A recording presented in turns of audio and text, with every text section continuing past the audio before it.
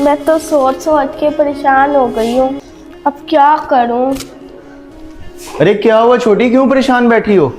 बताओ ना क्या हुआ है। चाचू देखो ना, मैं टेस्ट में फेल हो गई और पापा भी आने वाले हैं। अब पापा को क्या मुंह दिखाऊंगी वो। अच्छा टेंशन ना लो, मुझे लगता है भाई आ गए हैं। क्या करें क्या करें क्या करें, आइडिया। टेस्ट मुझे दो।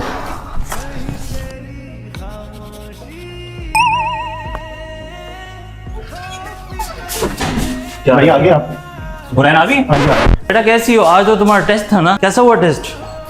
भाई पूरे 20 नंबर आए मेरी भतीजी के, बेशक टेस्ट चेक कर लो। वाह भाई वाह, पूरे 20 नंबर। ये क्या, 10 में से 20 नंबर?